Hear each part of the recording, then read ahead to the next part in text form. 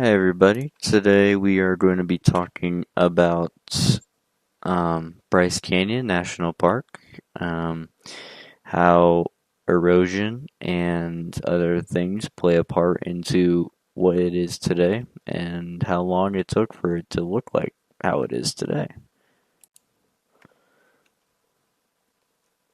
So, um, to start, Bryce Canyon is located, as you maybe know, in southwest Utah. It is unique because it isn't actually a true canyon like the Grand Canyon. Instead, it is a series of massive natural, um, rocks carved into the edge of a high plateau, the Colorado one. It is famous for its bright red, orange, and pink rock formations called hoodoos, which are tall, thin spires of rock, which we will get into later on in this slideshow.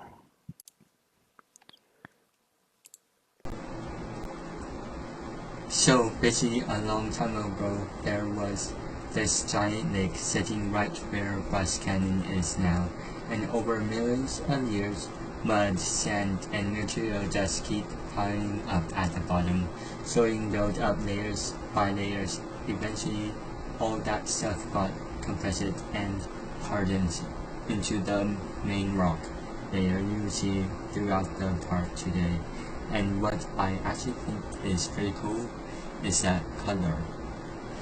Those red and orange aren't just random. They come from iron materials baked right into the rock. Same reason rust turns orange. The more iron, the deeper the red. And the white and yellow layers, those come from materials mixed in different times. So the whole canyon is basically just really old, really colorful lakes. Seems that been sitting there for tens of millions of years.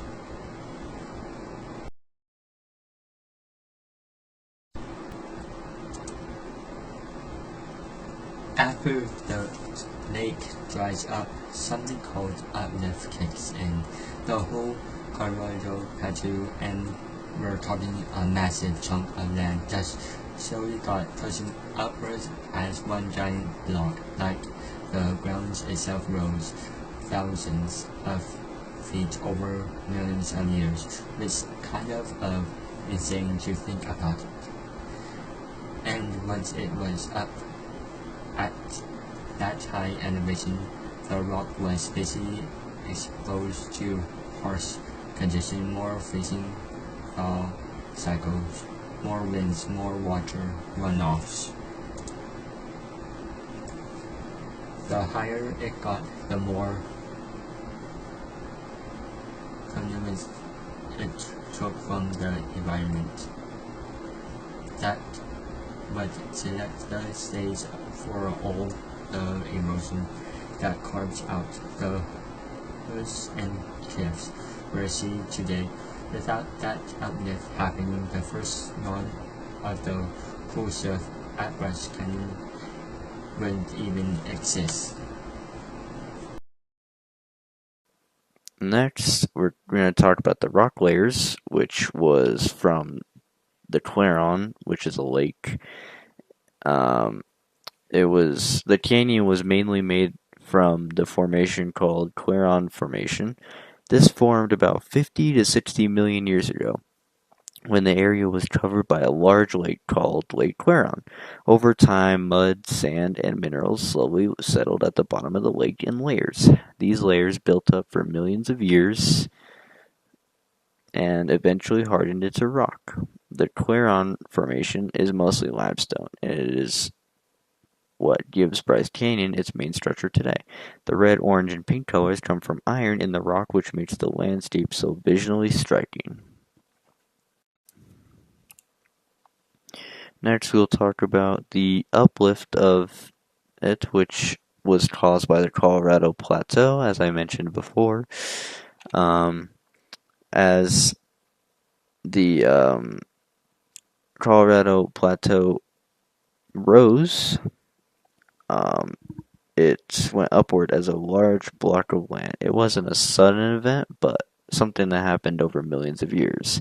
As the land rose, the rock layers were lifted to a higher elevation and became more exposed to water, wind, and freezing temperatures, which this is what caused erosion and weathering to really start shaping what it is today. And with erosion, one of the biggest forces of shaping Bryce Canyon is erosion, and especially frost weathering, also called ice wedging. During the day, is this how it works? During the day, water seeps into the cracks of the rock. At night, temperatures drop below freezing, and that water turns into ice. When water freezes, it expands, forcing the cracks wider. Over many cycles of freezing and thawing, the rock slowly breaks apart.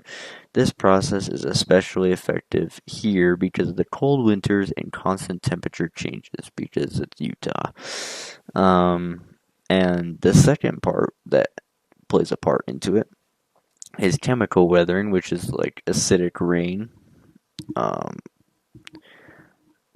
So it's since the Clarion Formation is mostly limestone, it reacts with slightly acidic rainwater, and it becomes acidic when it mixes with carbon dioxide, which is already in the air and the soil.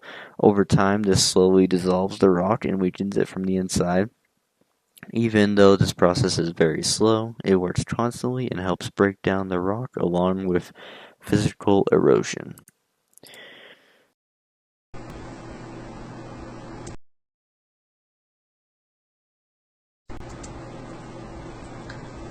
So, hoodoos are these tall, thin rocks either formed by erosion and frost weathering carved into the rock from all sides. If you look closely, you can actually see the layers stacked on top of each other, different colors, different hardness.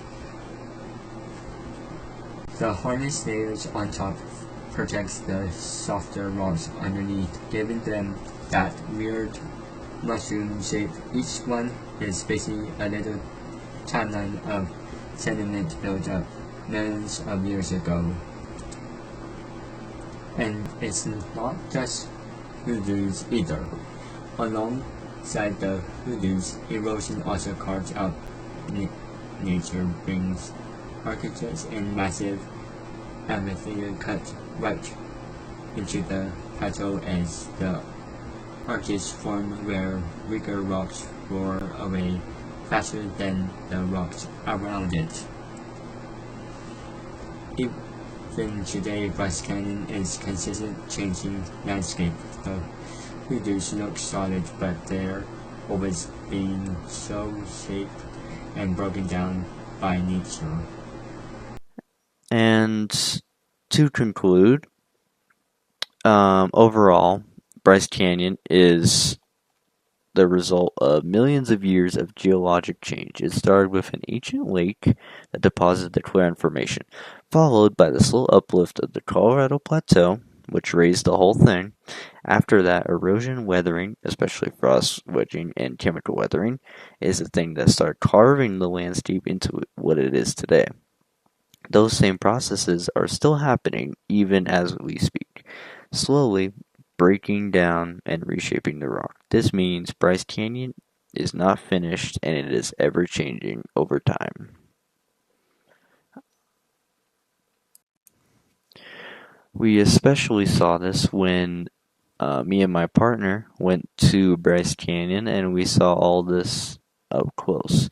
We saw Thor's hammer and many other cool hoodoos and rock formations. It was very cool, and it was just interesting to see how um, the rocks can do that, like turn to hoodoos, like just from a lake. It's very fascinating. We went on a few trails, we walked around and went sightseeing, took some good pictures. We didn't add any on here, but it was a good time, and Bryce Canyon is definitely breathtaking, which is how we got some of this information. Is we saw it up close. It was great. Thank you so much. Goodbye.